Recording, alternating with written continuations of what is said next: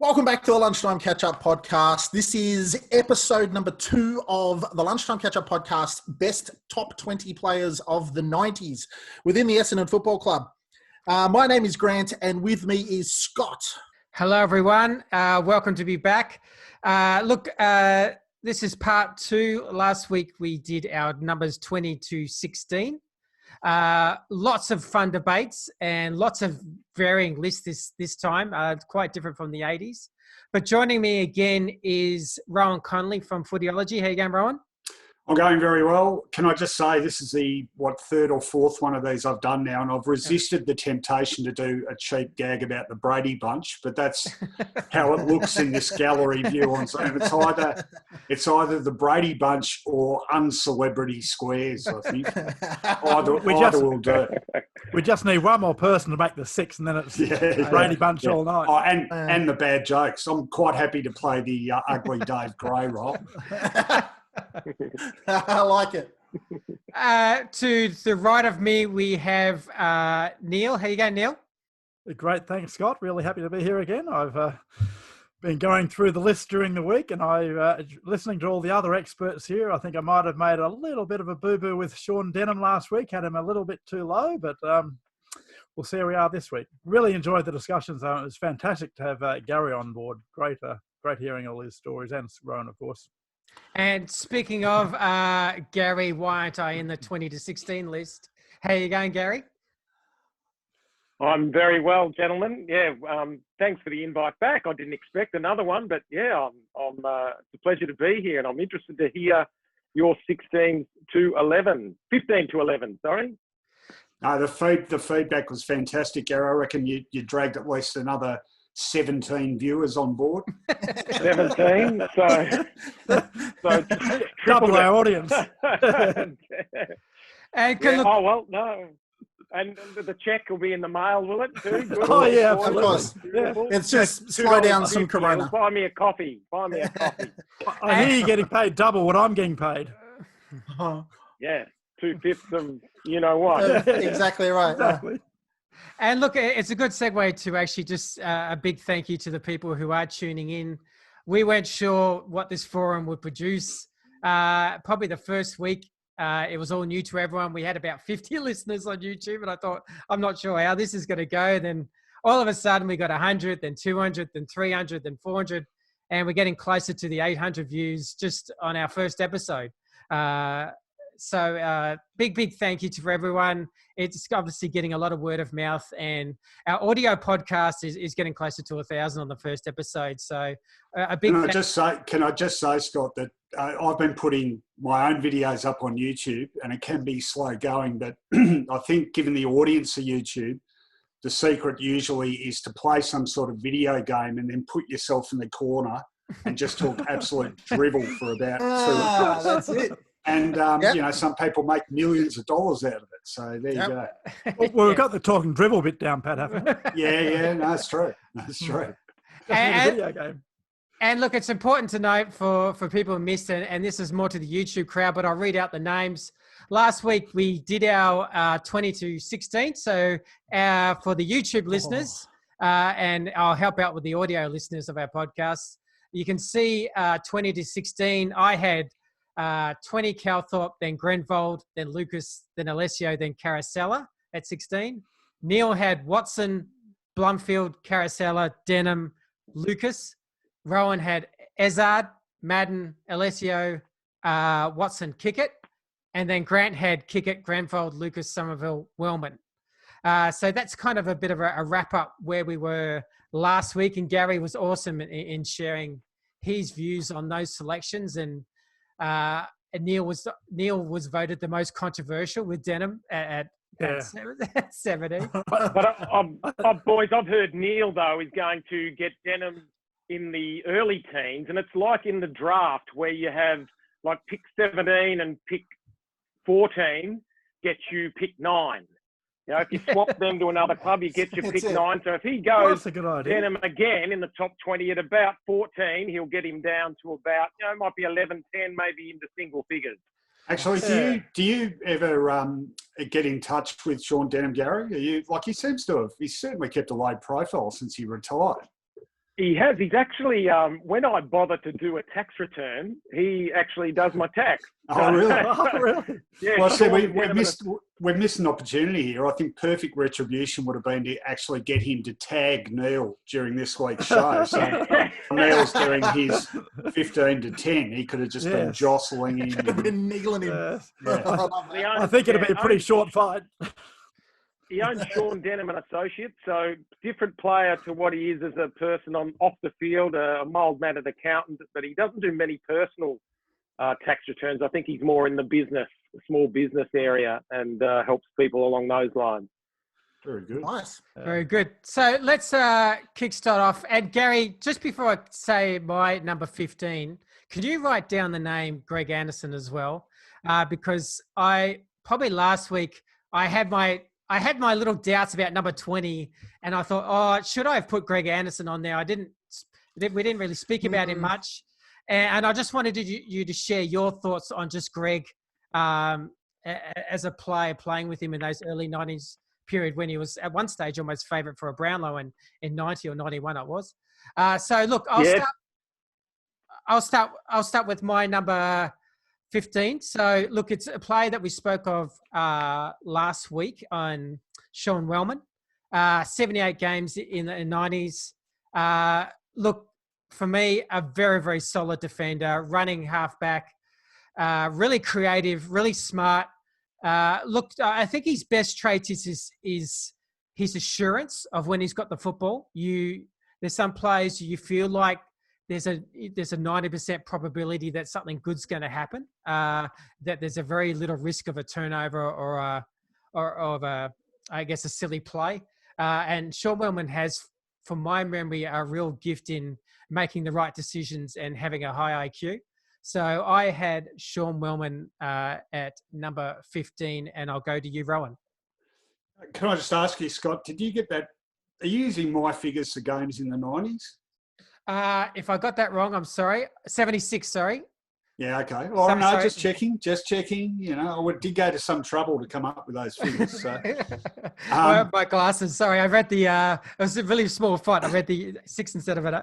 No, it's all right. And I won't have to take up too much time because my number 15 is also Sean Wellman. I guess the thing I think of primarily with him is being part of that incredible three-way deal where. Hawthorn, Adelaide got Jarman, Hawthorn got Salmon, Essendon got Barnard and Wellman. And everyone, it was a win-win-win, wasn't it? Yeah. I mean, you know, Jarman arguably delivered 2 premierships to the Crows. Salmon got in Hawthorn's team of the century. And Barnard and Wellman, both premiership players. You know, it was, in fact, you know, think about it, that could be the greatest sort of three-way trade of all time. Every club did really well out of it. Yeah, that's exactly what I was thinking. It was an amazing trade. Yeah. The other thing I think of with Sean Wellman, and Gary, you can obviously comment on this, he, particularly in that 2000 period, he was a great defender and a great reader of play, but he also became, as Essendon got better and better, he almost became like a de facto wingman. You know, he was regularly able to sort of zone off, let other guys pick up his man, and he would sort of steal out to the wing. You already had Carousel sort of getting loose on a wing, and then you had Wellman on the other wing, and he would quite regularly be a playmaker, you know, do that playmaker type role as well as be a legitimate defender, and it was absolutely valuable for them. So he was a sensational pickup for Essendon and a really polished, no fuss, but very efficient, mistake-free footballer. So, yeah, I rated him really highly. Yep. Well, I'll make it 3 out of 3. I had Sean Wellman at 15 as well. Wow. The other thing, just looking at his stats today about him too, is he was a very consistent player. He, when he first came to Essendon in 96, he played a few games early on, 4, 5, 6 and 7. But then from round 20 on until the end of the 90s, he only missed 2 games for the whole period. So he was very consistent. And as you said, he was just one of those reliable players that you could, you'd know what he's going to do. Hardly ever put in a bad game, hardly wasted a possession. Just a really good, solid contributor. So, yeah, greatest player. Greatest. Over to you, Grant. I had a small departure from everybody else. I had Blake Carousel at number 15. Two-time premiership player, 126 games. And again, a bit like Rohan, got loose and was by himself far more regularly than most AFL players were or have been since, in my understanding. He wasn't exactly a beast of a player. He wasn't going to knock people over left and right, but he kind of reminded me about the same kind of body shape as Adam Ramanauskas, in that they were athletic and hard to tackle and were swift or quick across the top of the ground. I loved the way Blake, he didn't go for many barnstorming runs or anything, but he took I remember him taking 5 or 6 quick steps, maybe a bounce, disposing of the ball and disposing of it well. Another reliable footballer, which I value a lot. So Blake Carousel for me. Great footy smarts, you know. Yeah, I mean, that crop, in fact, all those crops of baby bombers that came through for me, you know, the feature among nearly all of them was their football smarts, you know, over athleticism. Not that they weren't athletic, but it was that footy nous that made them such great players, and him as much as any of them, I reckon. Do you agree with that, Gary? Yeah, and we mentioned it last week too. It's no surprise that he's gone on to coach and been, you know, wherever he goes, it turns to gold. So hopefully in the coming years, it turns to gold at the Bombers again. But yeah, at Geelong and at Richmond, he's had an influence. And it's obviously smart on the field. But all you guys had, well, Wellman, and then Grant had Wellman last week at 16. So pretty close. You just swapped Wellman and Carousel, yourself and Scott, I think, haven't you? Yeah. Is that right? Yeah. We've covered, well, look, really uncomplicated player. As was mentioned, I think Rohan said, he didn't make many mistakes. So, and there's been a couple of games on Fox Footy recently where he's actually snuck down from half back and kicked a couple of long goals, you know, receiving handballs, overlapping. So when he got that confidence, he became that valuable player. And the deal, yes, great. Barnard, probably the ugliest bloke that's ever played footy. Or maybe a few of those Geelong blokes, Scratch and Neil and Neville Bruns, they might pop up ahead of him. But I was going to say Gary Moorcroft just breathed a sigh of relief. Gazza as well, yeah. Barnard, you know, his famous 4 goals as well in the 2000. I know we're not talking about him in the 90s much, but his 4 goals were really important. And then the second thing, picking up Hurdy's man all the time, so Hurd could run amok in the 2000s as well, and then probably in the late 90s. So, but Greg Anderson, you mentioned Greg. Do you want me to talk about Greg Anderson now? Yes, please. Yep. Ando, he came to the club in '87. The end of the year, we were trying to get him over. It was touted that Essendon were going to get him, and we took him on our trip to Hawthorn versus Essendon over in Tokyo, Japan. And he didn't play because he wasn't allowed to, because he wasn't registered with us yet. And we took a team of our Essendon Coterie Group members, and we called them, or the Japanese called them, boosters. Greg Anderson got the nickname Booster because he didn't play, but he came on the trip with us. So, wonderful big raking left foot kick. Got in under Fisher's wings, Paul Salmon's wings, because Paul was all about graft and get contra deals and with supporters, etc., and wealthy people. And Ando soon learned to get under Fisher's wing, and he got quite a few phone calls, I think, on the Mad Monday, which is probably poor form by us in '93, because he'd gone at the end of '92 to Adelaide, and we'd been able to get over the line in the prelim, and he got injured late or halfway through the last quarter with a thigh, I think. So I didn't ring him, but there was a few blokes going, look, what have we got that you haven't? But really good fella, and really good South Australian product. Thank you, that 1990 year he had, that was the year he was a real Brownlow chance, and he was on fire that season. And like you say, Gary, that boomy left foot, you know, he was a beautiful kick of the footy, and it all came together for him that season. He was one player that could play on the likes of like a Darren Mullane on a wing, those big strong types that are good in the air, and like Doug Hawkins as well, who would be in the best 21 or 22 players I've seen play. Dougie Hawkins, he was able to hold his own with those type of players. Yeah, and talking about the ugliest players that have played, I think Mark Jackson's just fallen off his couch. You can't believe he didn't get a mention. You make a good point about the Geelong side of the 1980s. You couldn't actually get a game unless you were an ugly redhead with freckles or blonde but a receding blonde hairline. It was either or. You could not play for him unless you had one of those two features. Scratcher Neil, he took the coach. Scratcher Neil. Do you remember? There's a great bit of footage of. It used to be in one of those sort of highlight reels of Scratcher going down in the mud in the middle of Windy Hill, as a matter of fact, and sort of getting up with the red hair, the freckles, and the mud all over his face. It was shocking. So let's go to number 14. I think this is a new player that I'm going to present. So this is a player, actually, Kevin Sheedy was even asked today on the podcast, what does Essendon need? And he mentioned this player is a player that the current Essendon team would need. Gary O'Donnell. Take a next step. No?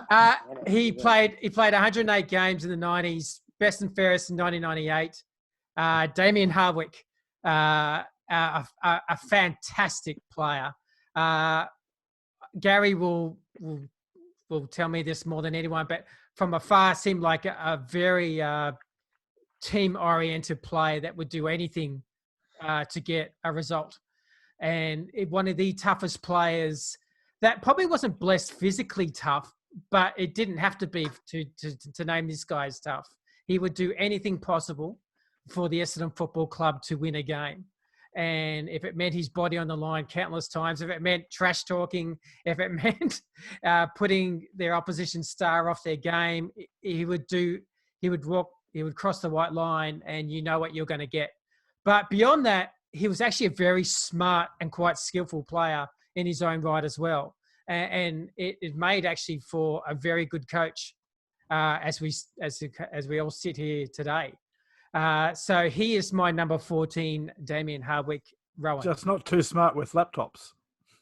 No, not. Yes. About that story. Jeez. It's about sliding doors. Yeah, well, this is what you're going to do all night, Scott. You're going to sort of steal my thunder. Actually, I've got Dimmer. I don't know. Do you want me to talk about Dimmer now or after? Because go now. Go now. Right. No, well, I've got him in a couple. Okay. But just echoing your sentiments, he, who he reminds me of in this sense. He reminds me of John Worsfold as a player because both of them, I think, were quite skillful players who were equipped enough and could easily have ended up becoming very skillful and prolific on ballers like ruck rovers.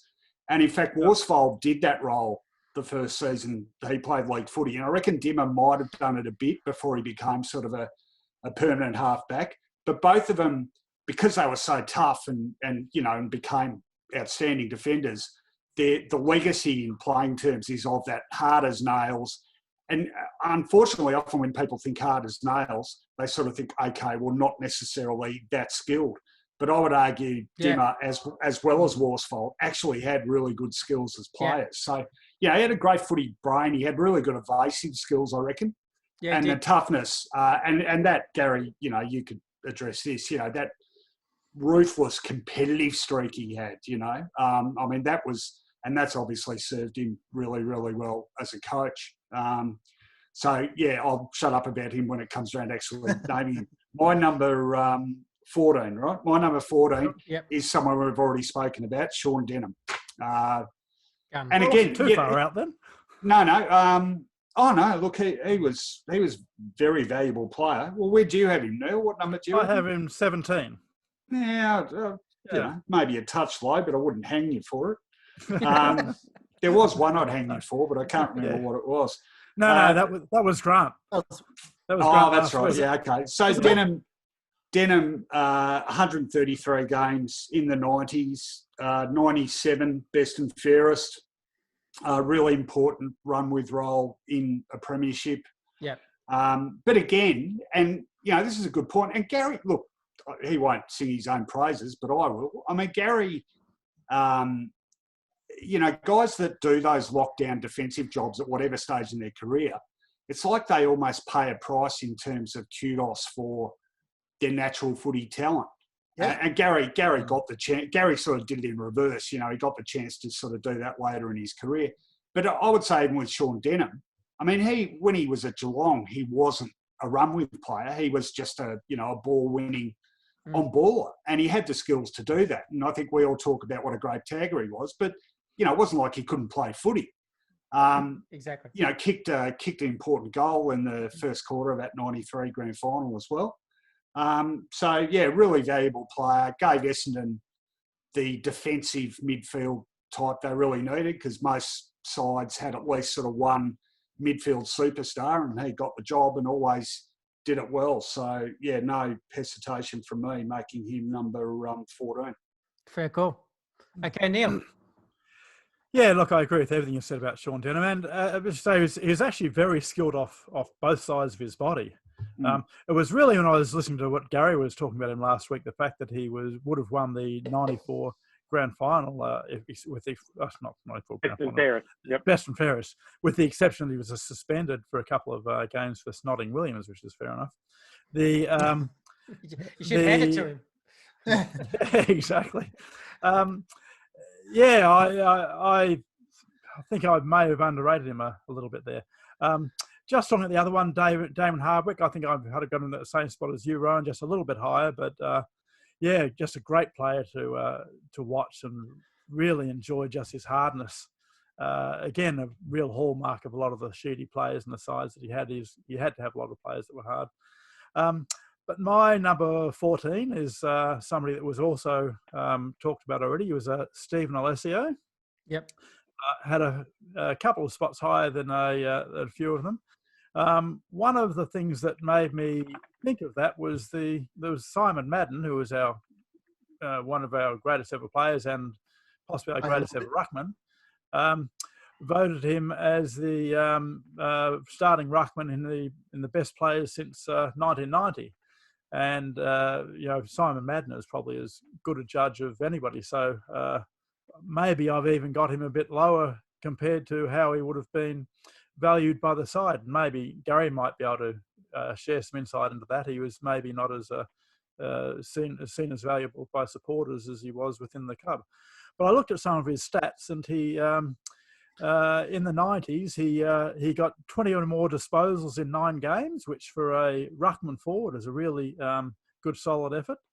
And he kicked 5 goals once and 4 goals 7 times. So that's also a really strong effort in the forward line. So that might be why Simon rated him highly. And of course, he was, for his size, he was a really great mover and really good skills. Is a sort of player that would be particularly important even these days, I think. Someone that can hold their own in the ruck but still go forward and make a really great contribution. A little bit like Jenkins from Adelaide and now Geelong, I think. So yeah. I had him at 14. Over to you, Grant. Good call. Over to you, Grant. Over to me. Sean Denham. What hasn't been said yet about Shawnee Denham? For in inverted commas, undersized AFL players like that, I love them because they're going to get hammered. They know they're going to get hammered every week. And the fact that he snotted Diesel Williams makes it all the better for me. But yeah, Shawnee Denham, I love players like that because they're not the quickest. They're not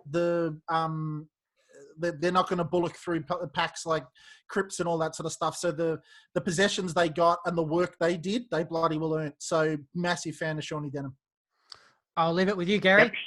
Yeah, Shawnee. Yeah, we've spoken a lot about him. And to add to what Rohan said, I think before he came to Essendon, him and Robert Scott were in the Victorian squad one year. So I'm not sure if they both played. But Robert Scott might have played and Sean just missed out, but they were both in the Victorian squad. Yep. So that's testament to the top player he was. Great on left and right foot. Really good in punch-ons with his father and brother when they'd had a few beers. And you'd want Shawnee in your court because he was that little bloke that just did not take a backward step. And he was hard. he was hard as. So really, I think I said my love for him last week. Damian Hardwick, the mild-mannered bank teller, she did call him. I worked in the Commonwealth Bank as well, but so did Damian. And he was the last bloke I thought would coach. Now, I didn't see a lot of his career because I left Essendon at the end of 98, but he was one of the biggest whingers we had as a player. What are we doing this for? What are we doing that for? Why are we warming up? Why are we warming down? Everything was just too hard for him other than the training. So for him to come through, and there was a good analogy made, John Worsfold. I don't particularly like John as a player, and John knows that, and I know that, but we've kissed and made up post-careers, but Damian Hardwick got under the Lions' skins in 04. That grand final, when he was at Port Adelaide, he got under 5 or 6 blokes' skins, and it was one of the reasons. Were you still there then? You still at Brisbane? I was at Brisbane. Yes, I was at Brisbane. I came back to Essendon in 05, and it was him just. Obviously Brisbane had a few injuries, etc. But they were the team of that year. But also he just got under everyone's skin that day, and just a little underhanded things that just are not quite over. They don't overstep the rules, but they just annoy blokes, and our blokes retaliated, and it was no good. So Damien, and has had a fabulous coaching career since. Steve, Alessio, we talked about him last week. Remember, we played an interstate game against Adelaide really quickly. Dave Whedon was addressing us, one of our assistant coaches, and in the middle of the 90s it would have been. And Dave goes, well, the only reason we're going to lose tomorrow is if we panic. If we panic. And he explained what we're going to do and how we're going to do it. But if we panic, that's the only reason we're going to lose. Anyone give me a reason why we might panic? And Seth, straight away at the back of the room, goes, an earthquake? And blokes were rolling around on the floor. And so he was a really funny bloke. I think he emceed and hosted a lot of Essendon functions since. But, pound for pound, really good mark, and held his own. And you mentioned him in Josh Jenkins' breath. I'm not sure Josh Jenkins carries Steve's bag. Okay. Okay. No, Steve was way up there in that in regard to, well, if you compare him to Josh Jenkins, yes. Yeah. It looks like he had sorry, Ruggy. It looks like he had massive hands. Got a touch of the Stewie Lowe's with big hands. He has, and he didn't get moved off the ball. Once he got in position, there wouldn't be many that could move him off the line. So really strong once he found that position and the drop zone of the mark. I think any man's pretty happy to hear that he's got big hands, because you know what that means. That's exactly Hey, just one or last a word. big nose. That's good too, isn't it? No, I hadn't heard that one, Earl. No. Must Just be a final one on Hardwick. Matty Lloyd made some interesting comments the other night on Footy Clickbait. Oh, sorry, Footy Classified. No, he was just talking about the impact. I think it was on Footy Classified. The impact on Essendon of Blundfield, Heffernan, Carousel all leaving, and Hardwick had left the year before.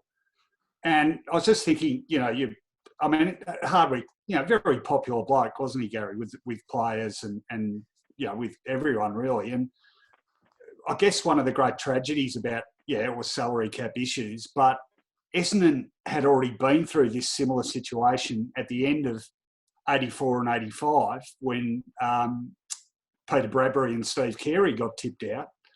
And it really, you were there then, and people, I know you hadn't played senior footy, but people always talk about how that really upset the dynamic of the playing group, and those guys were really valued clubmen. And I really get the sense that those blokes later on, but particularly Dimmer, had, them leaving had that same sort of impact on the playing group. And it's sort of a sad irony that in both cases it was after a hugely successful period, and it led to a not so successful period, in our case, far too long a unsuccessful period, So you've got to be really careful about upsetting the fabric of a playing list, don't you? Yeah, I think, hopefully, well, we learn from it, but probably mismanaged perhaps the salary cap to force so many blokes out at once. But the guy, a really popular bloke, laid back. One of those guys, he crosses the white line, and you'd have full confidence that he's going to have your back, and he did. And at the same time, upsetting the opposition. Yeah. Yeah. Nice. Yeah. So let's go to number 13.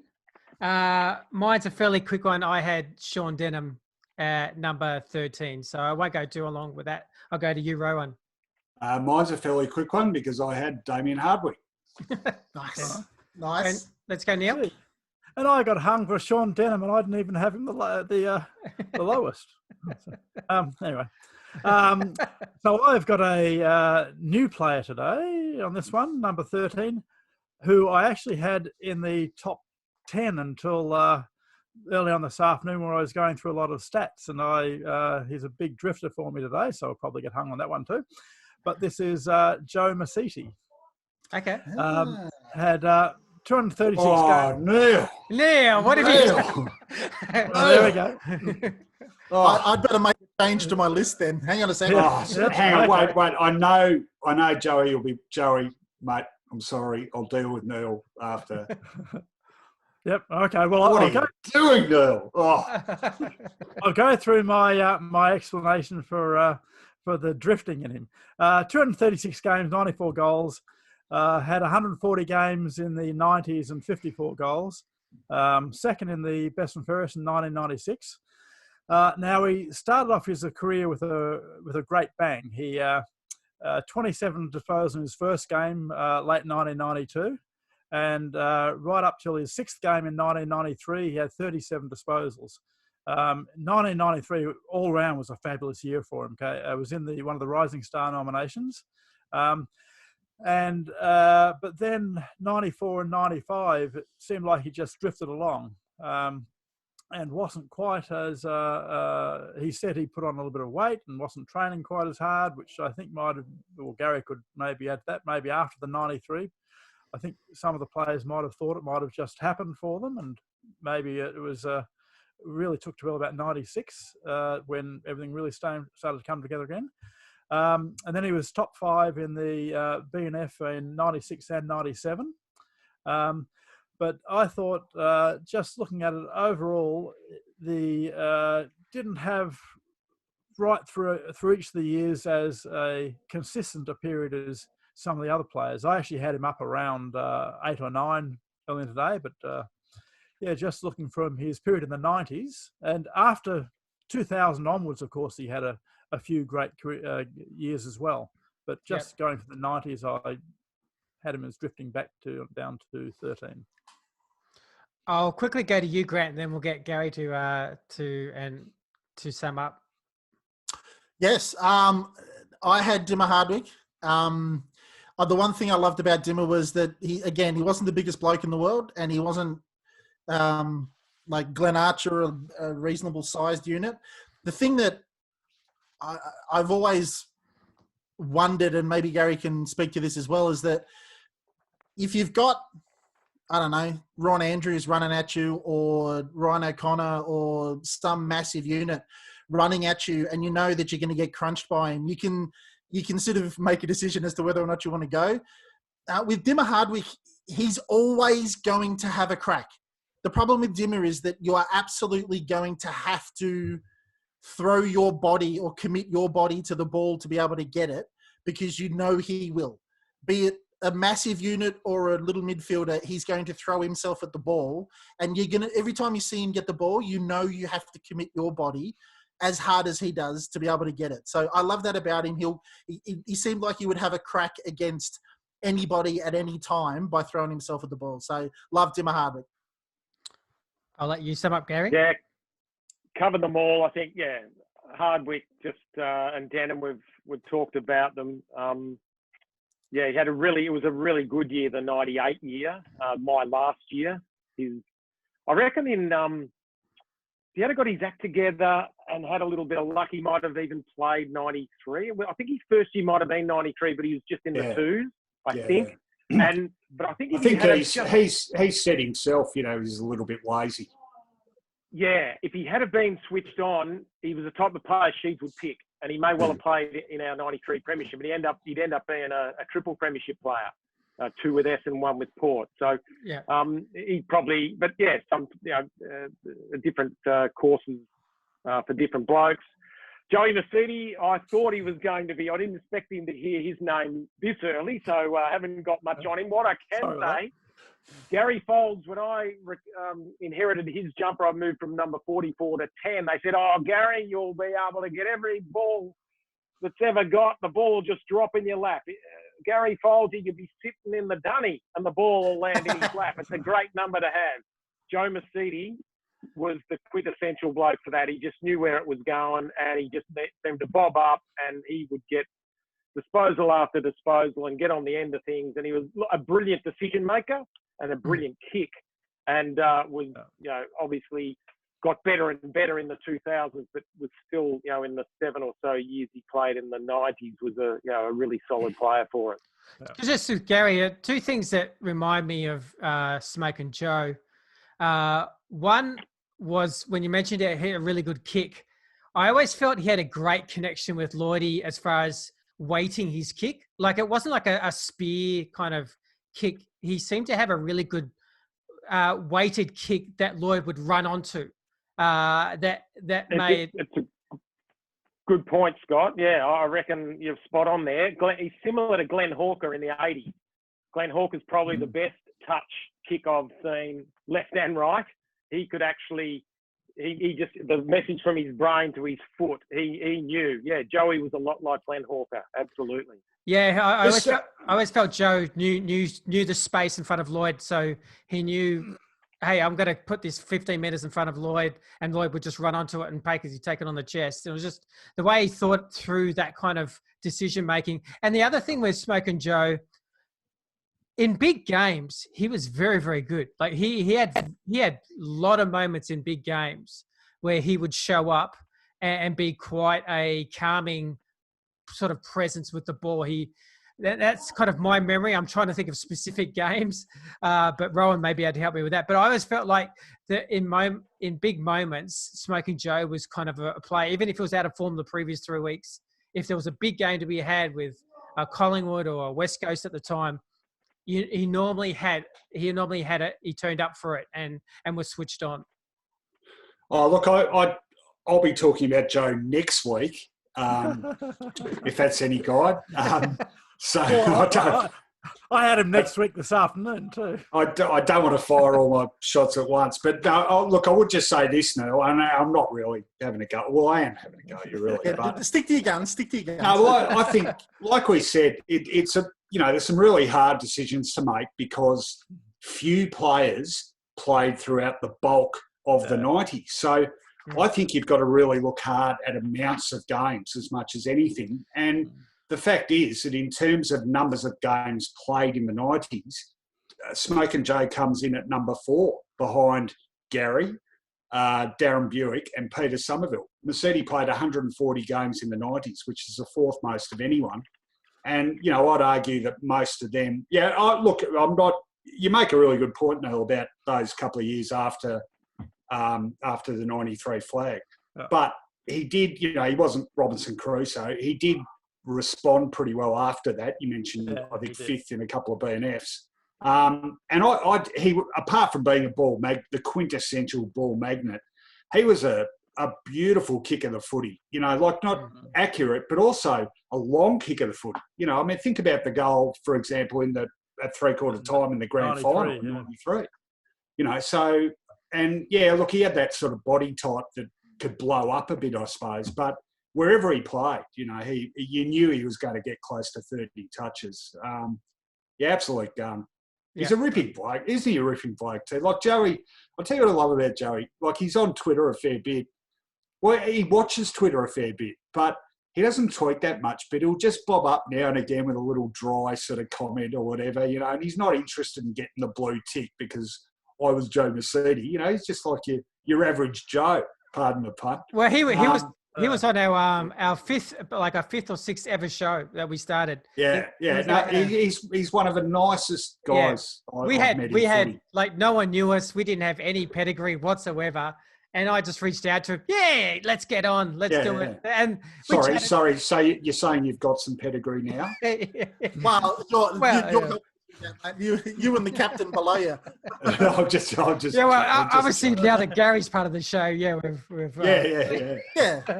No, it's just the loveliest guy. Yeah. Now, not that you should put him high because of that, Neil, but anyway, there you go. I'll go to you, Grant, to wrap up number 13. Number 13 for me is number 13. Yeah. Did I say is it 13? Because I said. Yeah. No, you went Hardwick 13. Yeah, I went Hardwick. Sorry. Yeah. Oh, yeah. Gary was wrapping up. I forgot Gary. Hardwick. Come on. Yeah. If we were, if Dimmer was listening to this and we were talking this amount about someone else, he'd go, "Come on, you bloke, Scotty, you've made it." You bloke. Yeah. Come on, you're taking too long, you bloke. Sorry, Gary. Is that what Richmond is enjoying right now, Gary? Is Richmond enjoying that kind of stuff when they come off after a loss? He's obviously have not seen him since. It's all well documented in the press how he's changed as a person, even in the last 3 years, and his approach to coaching. And someone that can change, keep improving, and get the best out of people. He's obviously a very smart man, and he's in the prime of his coaching life. Can I just say on that very quickly that if you want the best insight I've read into not only Damian Hardwick, but an entire footy club. Now, the guy that wrote this, he's a mate of mine. I worked with him on The Age, but I've read most footy books.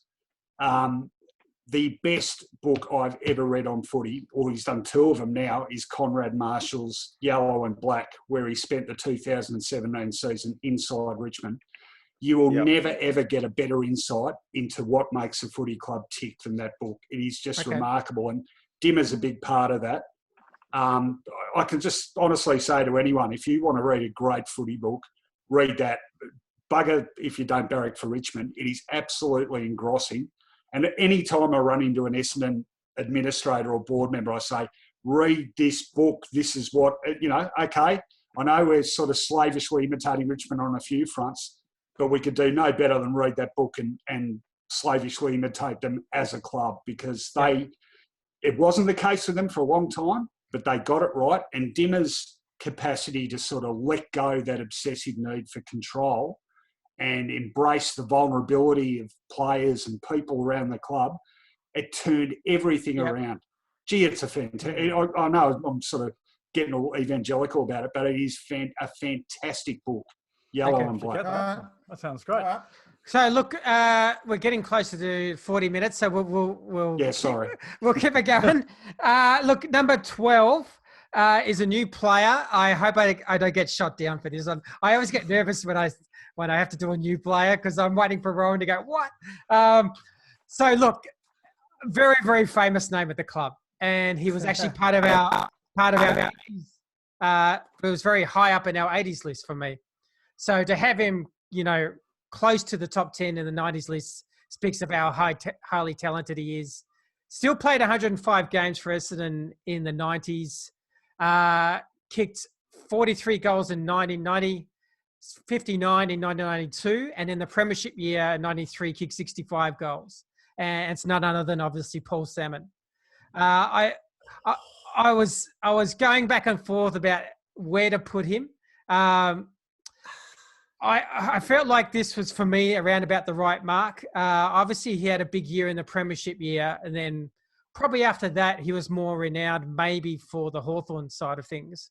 But I'll let everyone else critique. But look, no matter what, he was obviously top 5 in my 80s list, and he's my number 12, a terrific player for the club, and will be known as one of the greats for the club, to be honest. All right. Well, I'll absolutely no argument from me at all. I've got him next after this number. I think we played 105 games in the 90s, which put him 13, 14, about 15th or 16th. I agree with you entirely. The last time he was a super player for Essendon, I reckon, was probably 93. He struggled a bit with soft tissues after that. You remember, of course, it was a pretty tacky way to end when he got booed off the ground at Waverley in that final against who was it? West Coast. In 95. That wasn't great. But his best footy was played in those first 4 seasons of the 90s. So no, I think that's an entirely fair ranking for him. I've got him coming up, but at 12. I had it there and now I've forgotten. I've got another person who featured very prominently in the 80s list, Bomber Thompson. Okay. So Bomber played 107 games in the 90s, so just 2 more than Fish. Retired about midway through the 96 season, went almost immediately into coaching. But Bomber was sensational in those early 90s, of course, captain of a 93 side. Yeah. Still one of the best defenders in the league. And just, time and injury sort of caught up with him towards the end. But, you're talking about a guy that he won 2 best and fairest, didn't he? 87 and he won in 90. So he won 90, the BNF. Yeah, in a grand final year, which is always a great guide, isn't it? So 7 seasons in the 90s, over 100 games in the 90s, and for 80% of those games, still a really, really important player in that side. So that's good enough for number 12 for me. Yep. So my number 12 was Gary. Damian Hardwick. Again, I think we've discussed him pretty solidly. And interesting, the Paul Salmon one. I've got him a little bit higher, but probably the 3 that I found hardest to rate in this were Salmon, Harvey, and Thompson. Same as me. Who probably all had their best footy in the 80s. Maybe Harvey a little bit because he reinvented himself as centre half back in the 90s. He was good in a different way. But really hard to actually rank how you compared to other players around them. But I had them a little bit higher. My number 12, Damian Hardwick. I think we've discussed him pretty well. I'll go to you, Grant. A lot. Number 12, Smoking Joe Musashi. Just like you said, a ball magnet. A ball magnet of a bloke. Good on you, Grant. I'm glad you got him up there too. If they could isolate the ball magnet gene, and just because you've got to be born with the ability to have that ball just fall around your feet like it did with Joe, or the brain to figure it out. So Smoking Joe Musashi for me, and you're right. We spoke to him ages ago, like on show number 5, and he was just a great bloke and ridiculously easy to talk to. So. Plug for him, he's got a logistics company, Musashi Logistics. Look them up if you want stuff taken from here to there. Is that what logistics is? Why does he just call it couriers or removals or something? Yeah, logistics from here to there. Yeah. So we're getting paid sponsors now, are we? Oh, look, absolutely. Great. I'll be looking to check along with Gary. We've talked about Damian a lot. Joey, we've talked a little bit about, but the best thing about being an older player when these young blokes came through was the Monday in the spa after training, and Joey Musashi and McCurry and Ola Renshaw and Kelthorpe and Alessio, they'd be in the spa as well, and it'd be us old blokes going, and then what happened then? And what happened then? And we're all married and kids. And then that happened. Talking about their Saturday night and their Sunday night, probably. But, nice. Joey, maybe Dennis Pagan once said in a pre-season game, I think it was in 92, out at the Royal Melbourne Showgrounds were playing Carlton. He was in the 2s, and Dennis was coaching at halftime. He says to Joey, "You're moving like you got 2 blue stones in your shorts, Joey." And that was probably right. He was carrying a little bit of weight, but he smartened himself up. Paul Salmon, I came through the underage footy at North Ringwood with him. He was always I saw that pic you tweeted. Where was that pic from again with the St Kilda jumpers? Who was that? Yeah, North Ringwood Footy Club. It was right. at the North Ringwood Reserve. Peter Banfield was in that photo as well, who played with Essendon and also went up to Brisbane. Yeah. Wasn't there a fourth one? Was there a fourth? No. We had some pretty good players. I think we were undefeated. The closest. No, we weren't undefeated, but yeah, I think we won a premiership. But yeah, it was a good side. There was some, quite a few players that might have played VFA as well, and good players in the local comp. But Paul Salmon, we'll probably talk about him in weeks to come as well. But he was notorious for not having a wallet. Out for coffee, out for feed. Oh, boys. They got me wallet, and no good. One of those type of blokes. No wonder he's got so much money. And Bomber, when Bomber did his knee in '87 pre-season, Sheeds came to me, called me into the match committee room, and said, "Here you go, son." And he grabbed the M Thompson magnet off the board and said, "Here it is. It's your role if you want it." And I chucked it in my wallet, and I had it in my wallet for 2 years. We're in Fort Lauderdale, played Hawthorn in Miami at Joe Rabi Stadium.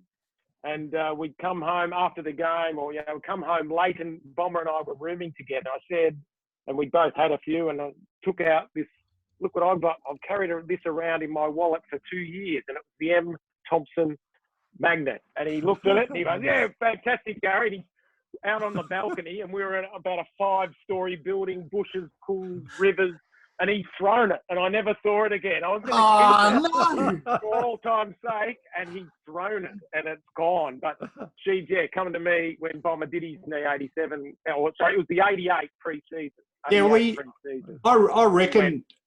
I reckon, Gary, correct me if I'm wrong, but I reckon he might have done it in almost the last practice match of '88. I reckon it was a game at Windy Hill. I reckon I was at the practice game at Windy Hill when he did his knee, and it was such a shame because he was coming off the best and fairest, and that best and fairest the previous year, and so he missed '88, but back in his second year back, he's won a BNF again in a grand final year. He was. Look, he tapered off fairly quickly, had some injuries, broke his arm, 95, but he was a wonderful player for us and a real players captain, probably the sort of captain that would back every player to the hilt and knock on the boss's door if anyone was having trouble and be the spokesperson for them. He was your quintessential players captain. Yeah. Just a quick story on Paul Salmon, because I can't believe I've got a story on Paul Salmon. I'm sitting having lunch at Collins Place in Melbourne, just off Collins Street, in the Collins Place, eating my sushi, and who walks past but the fish himself. So he wanders over to, I don't know, whatever shop it was, and I'm going, holy shit, that's fish. So I was going to go over and get a drink from that joint. So I wandered over and reasonably happy standing next to fish. And I said, "G'day, Paul, massive Bombers fan." And he goes, "Yeah, good on you, mate." I said, "Can I buy you lunch? For all the goals you kicked and all the smiles you put on my face, can I buy you lunch?" Now, with Gary's story, he was probably very happy that I did that.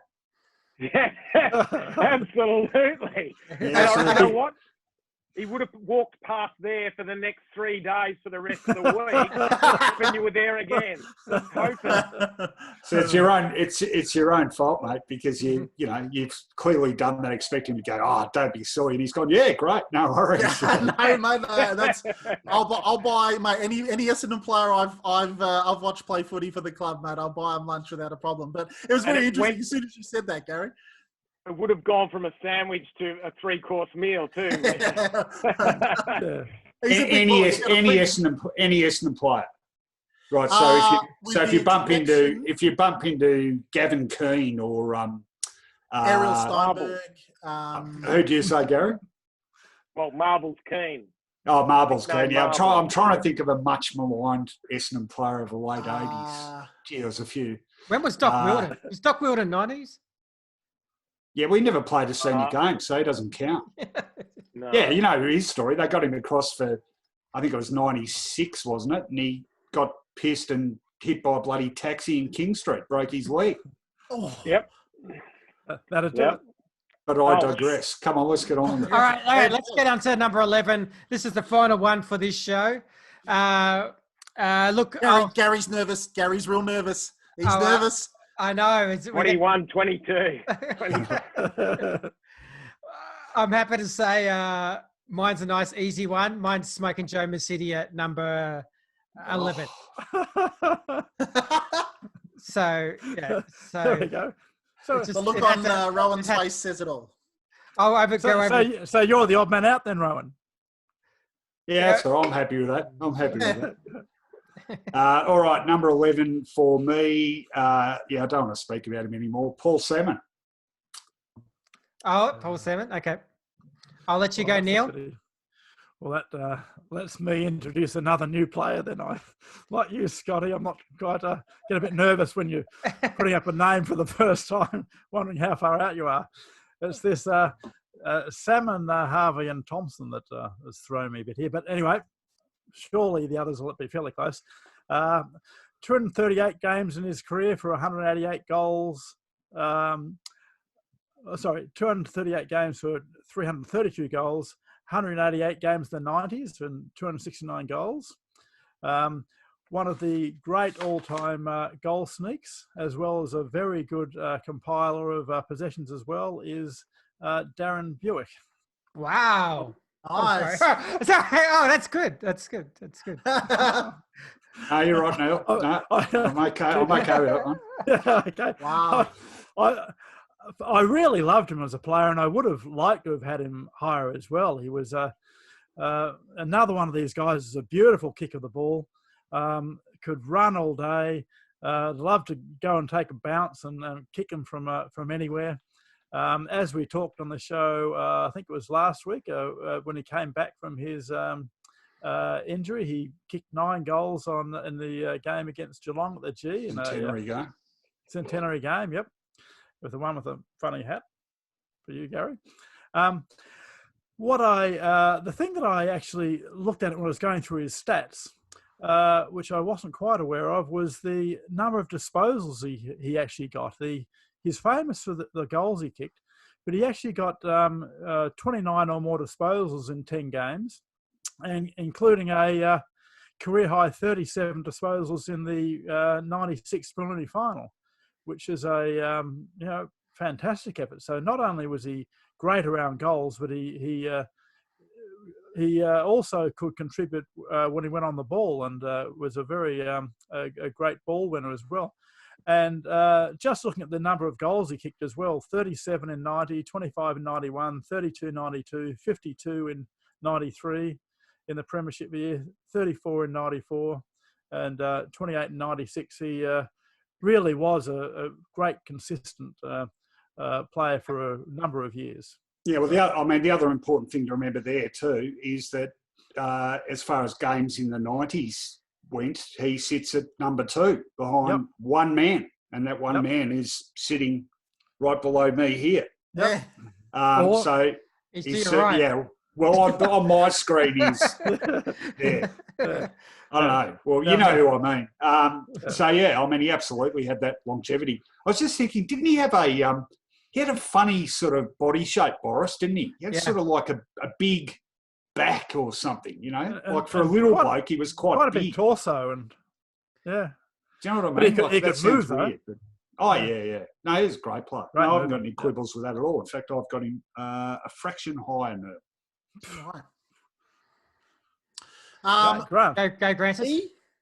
This one I want to take my time with because it is a glittering career. 243 games for Essendon, 9 matches for Victoria, Essendon Premiership player in 93, Crichton medalist in 93, Michael Tuck medalist, Essendon captain for 96 and 97. Oh, it's Mr. Gary O'Donnell at number 11. Wow. Loved absolutely every game you played, Gary. Again, I value consistency. Sorry, did you say number 11, Gary O'Donnell? At number 11, yeah. Oh, G-O-D. No, that's... Yeah, that's come it. on now. Come on. He's fucking off. I'm going to continue, damn it. I'm not going to let him bloody hijack this. That's you walking off. I thought it'd be Gary. No, sorry, boys. Just kidding. I just thought I'd throw a wobbly on your behalf, Gary. That's outrageously low, Grant. What are you talking about? Mate, the names above him. Anyway, I'm going to keep going because I am sitting here talking to one of my absolute football. Well, how could you besmirch his reputation by only having him at number 11? Besmirch, mate. If he now you're making me feel bad, Gary. That's the idea. Thank you very much. Thank you very much for all the games you played for the Bombers, mate. You were an absolute model of consistency. I had Simon Madden and Paul Vanderhaar on my my duffel coat, and you were like inches from getting on my duffel coat as well. For the more modern players, it was an absolute pleasure to watch you play, mate. And I got you in at number 11. And look, get on it now because you're a bigger bloke, so you'd need a bigger duffel coat. That's exactly right. Yeah. Just so you know, Gary, he has Michael Werner at number 10, just to rub salt. No way, mate. And don't forget out of luck, Grant, because I've got no stories on me. There's no stories about me, so bad luck. Really? Come on. No, and we've talked about Joey, Paul Salmon, Darren Jewish. Yes, I reckon he's probably a little bit high for me, or low for me as well. I'd be having him a little bit higher, Neil. But I remember the 93 prelim, the 6 goals he kicked. He didn't miss. Why we came back is we didn't miss. And he was one of the blokes that probably had 3 shots at goal that didn't miss in that second half. So we were able to keep the momentum going. But I remember 93, I think it was round 1 over at Subiaco. We played against West Coast and we lost close. It was about a goal and a half, but he kicked 8 that day in the first round. And by about the third one, halfway through the third quarter, second quarter, he's playing on Don Pike, and he must have grown up with Don Pike, coming through the ranks. And we're running back to the centre, and he's going, "That's 3, Donny, that's 3." And then the next goal, "That's 4, Donny." And Mickey Moldhouse has left Don Pike on him all day. So he was able to go, "That's 6, Donny, that's 7, that's 8. It was hilarious. The funniest thing you've ever seen. A player that not well liked by other supporters because he did have that cheek, but certainly for us, and the small forward role, he played a fair bit. But he got up the ground as well and was then able to get back into the forward half.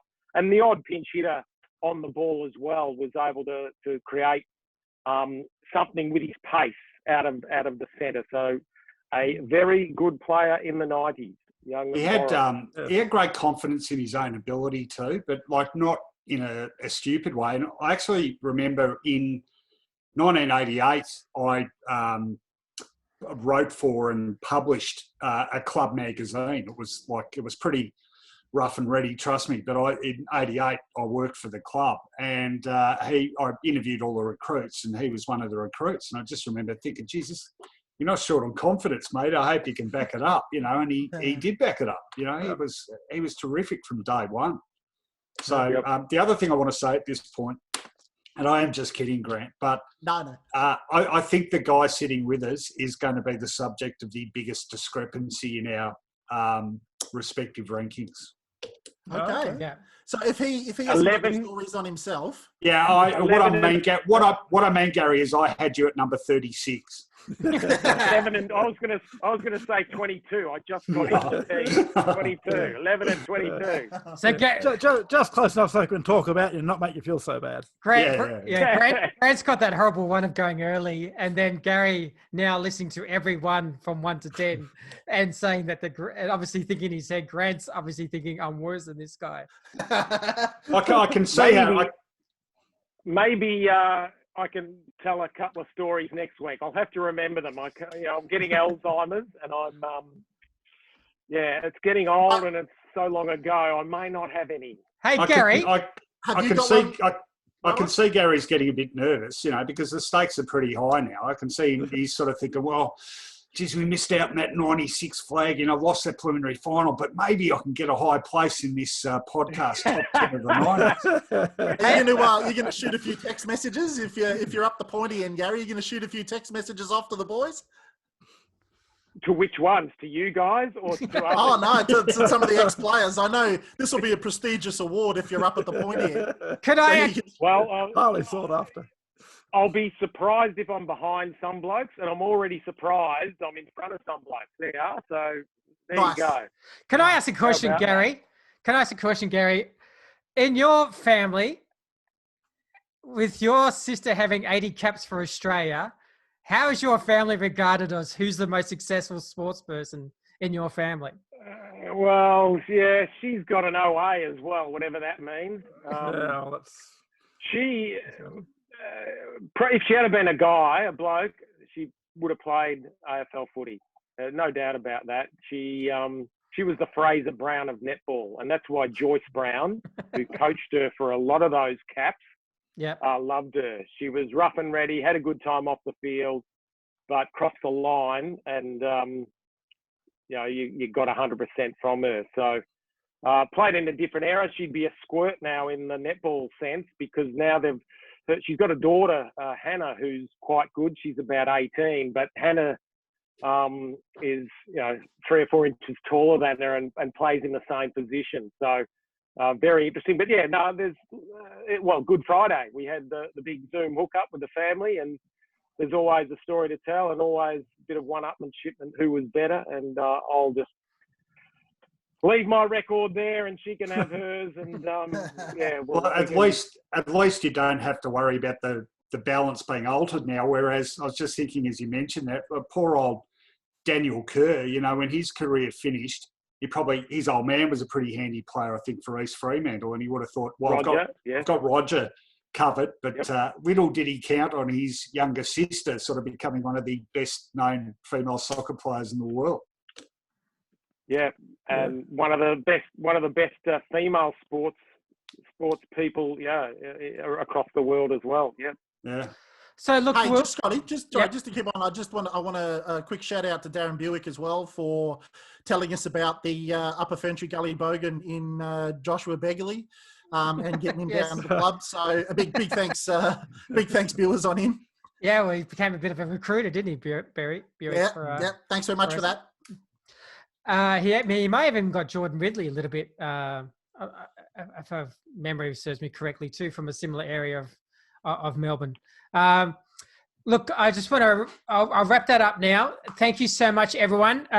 Gary, I'm sure you're going to be a little bit part of the next maybe 1 or 2 shows. So one thing I would love you to think about for the next show is, one is your time as captain. What was actually, your mantra?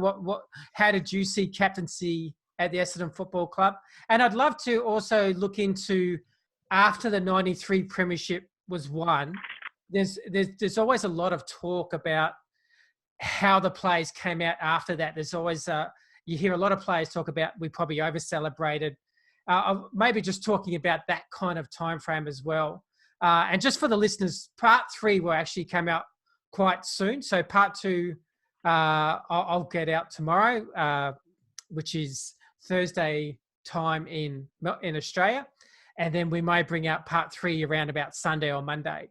But there's just a couple of things I thought would be interesting in your time when we're discussing you in the next show, just you being captain, and just how Essendon probably got a few things wrong after that unexpected kind of premiership year, and how they worked their way through that to get out of that, starting to hit more form in 96. So just a few things. All good. I'll see how I go. When you said Australian time, we go worldwide, do we? Oh, yeah. We are global and trending, Gary. Global and trending. Might be getting ahead of yourself a little bit, boys. I know this sounds funny. Long time. I know we've gone a long time because I keep changing my earpieces back and forth because they're losing charge. I can say something that says, does the front of that case there really say sexy? That's what I thought I saw. No, I don't think so. Did I show that? I'm going Yeah, mad. mate, I look sexy with them Oh, on. got it. Okay. Well, the really good thing is that we've only exceeded the ETA running time by 30 minutes this week. So we're Nice. We're going down. That's great. Yeah. Look, just say you probably can't see this at all. Sorry, but this has our last show 29 people from the United States, 21 from the Philippines, 9 from the United Kingdom, 5 from Canada, 3 from Hong Kong. So we're global, mate. We're Global. No, it's Trending. impressive. How Global. about that? International celebrities. So I take that back, Scott. I take that back. Yeah, fantastic. So look, thank you very much, everyone. We'll wrap up this part 2. Part 3 will go from 10 to 6. Look forward to that. Again, thank you everyone for joining us. It's been an absolute pleasure, and it's good night from the Lunchtime Catch Up podcast.